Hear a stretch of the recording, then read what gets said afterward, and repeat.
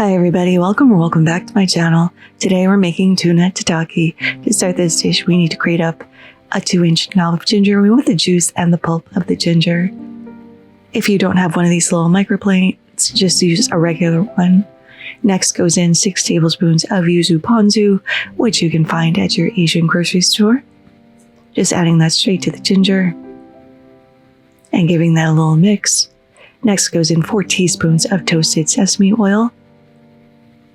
We're going to stir this as well, just to start incorporating that oil into the ponzu. We also need 2 teaspoons of soy sauce and 2 teaspoons of sesame seeds. Mix that all up, and that is our marinade done. Now for this, we need 1 pound of sushi-grade tuna. I'm lucky enough to have a little Japanese market around the corner from my office, and you can see how beautiful and bright red this is, but you definitely need sushi-grade.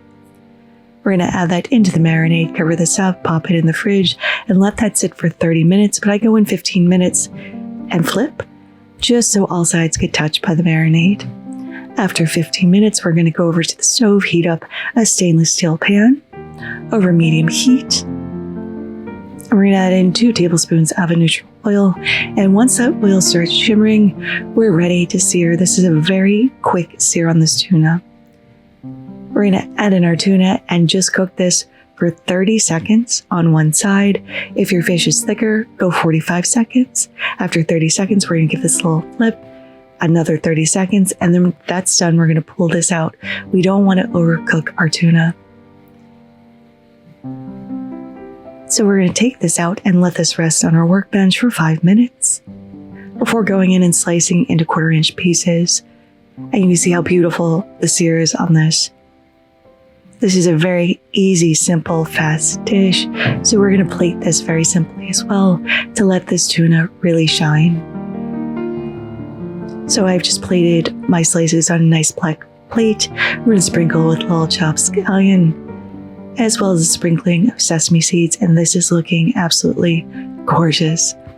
Now let's go ahead and give this a taste.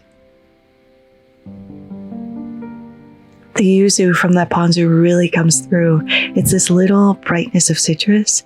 You get the saltiness from the soy, the toastiness from the sesame.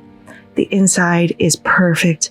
The outside has the best, amazing sear on it.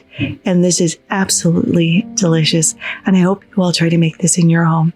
But there it is, tuna tataki. Thank you so much for spending some time with me today. I really do appreciate it. If you like this video, give it a like. If you loved it, please consider subscribing and hitting that notification bell because I put out new videos every Thursday. Thank you again, and until next time, happy cooking.